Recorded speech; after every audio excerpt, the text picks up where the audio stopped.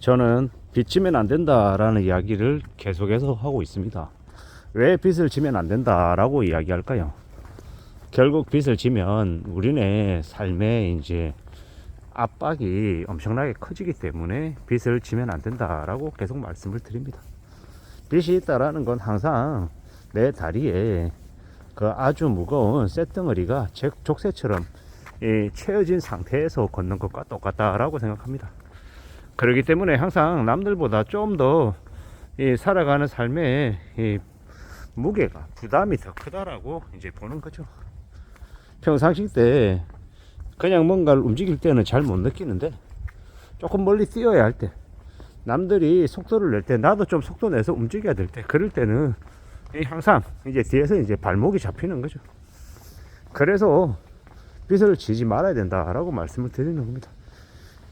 그런데 유튜브나 전문가라고 얘기하는 놈들은 빚을 져야 된다, 빚을 활용하면 꽤나 수익률이 높아진다라고 얘기합니다. 얼핏 들으면 맞는 얘기 같고요. 그게 좀 더 현명한 모습인 것 같습니다. 근데 생각처럼 이렇게 흘러가지 않을 때, 상황이 꼬일 때, 그 빚은 더 빨리 우리를 이제 위축되게 만든다라는 거죠.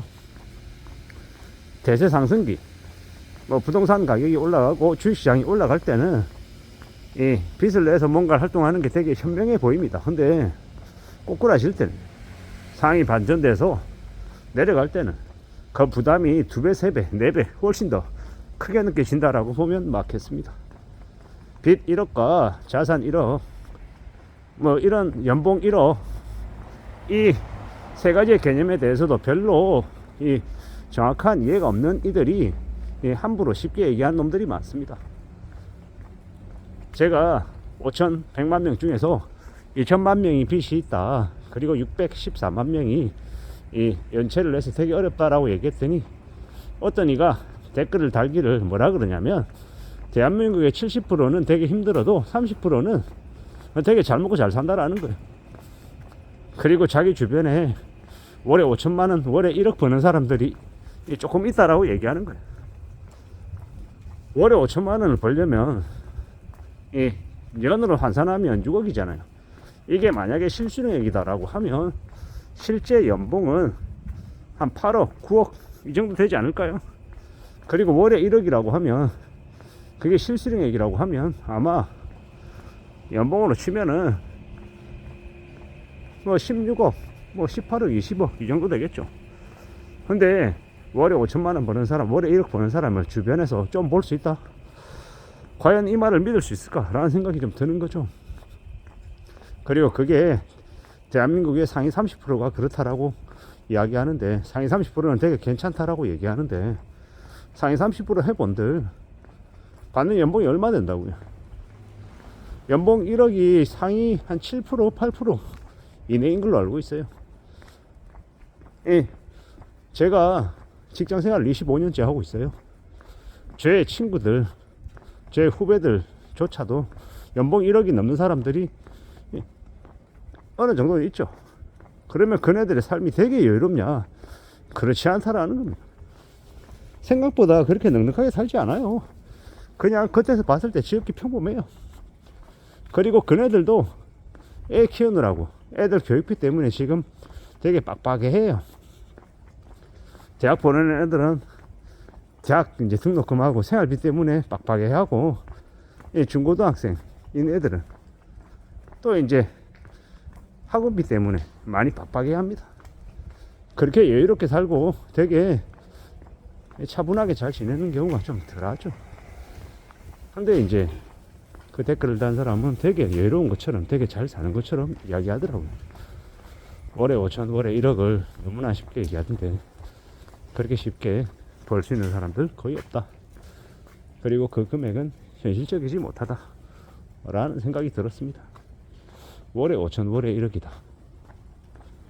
월에 500, 월에 1000도 못 버는 사람들이 분명히 있을 텐데, 어디서 말장난을 그렇게 하는지.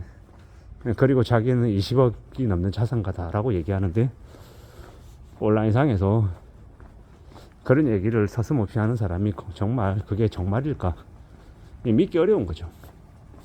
제가 그렇게 예를 들어 정말 제가 월에 5천만 원, 그러니까 연봉이 한 6억에서 8억이다라고 하면 그 어느 누구에게도 제가 받는 연봉, 제가 받는 월 실순액 얘기하지 않습니다.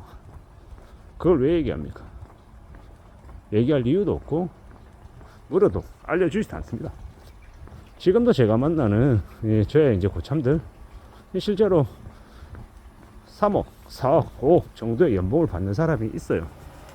근데 정확하게 몰라요. 왜 모르겠습니까? 얘기해주지 않으니까, 알려주지 않으니까. 그리고 그네들이 알려줘서 뭐하냐고. 그걸 또 자랑하고 싶어하냐? 그들이 자랑하고 싶어하지 않습니다. 이 빈수레가 요란하다고 없는 이들이 되려 더 자랑하고 과시하려고 하지, 정말 있는 사람들은 티 안 내려고 되려 더 애씁니다. 그게 진실에 좀 가까운 것 같습니다. 앞으로 우리가 살아가며 만나는 무수히 많은 일들, 상황들 속에서 우리는 살아가야 하는데, 제가 계속 말씀드리지만 무리하게 진 빚은 그 사람의 인생을 파멸로 몰고 간다, 절대로 삶이 나아지게 돕지 않는다라는 말씀을 드립니다. 정신 바짝 차리고 살아가자 라는 거고, 빚을 너무 쉽게 빚을 좀 잘 활용해 가지고 이렇게 하겠다라고 마음 먹는 거는 조금 고민해 볼 필요가 있다라는 겁니다. 물론 자신이 감당할 수 있는 범위 안에서 집을 사기 위해서 주택담보대출을 받는다, 나쁜 빚이 아닙니다. 충분히 활용할 만한 빚이 맞습니다.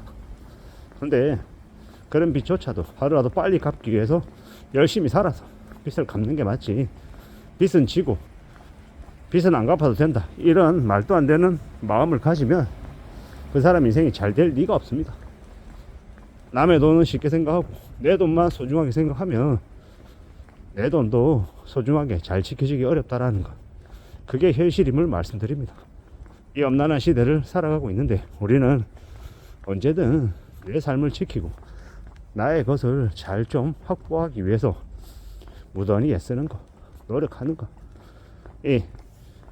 딴 마음 갖지 않는 거, 탐욕 부리지 않는 거, 이것들이 더욱 중요하다라고 말씀을 드립니다. 살아가는 우리네 시대에 앞으로 더욱더 경기 침체, 내수 실종, 이러한 이야기들이 파다합니다. 그렇기 때문에 더더욱더 신중하게 삶을 지켜내기 위해서 애쓰자라고 말씀을 드립니다. 꽤나 어려운 시대에 우리가 살아가고 있음을 잊어서는 안 된다라는, 그리고 하루하루를, 우리에게 주어진 하루하루를 정말 감사하며 지내자라고 이야기하고 싶습니다. 천천히 삶을 두고 보고 지켜보며 또 나아가자 라고 말씀드립니다. 이상입니다.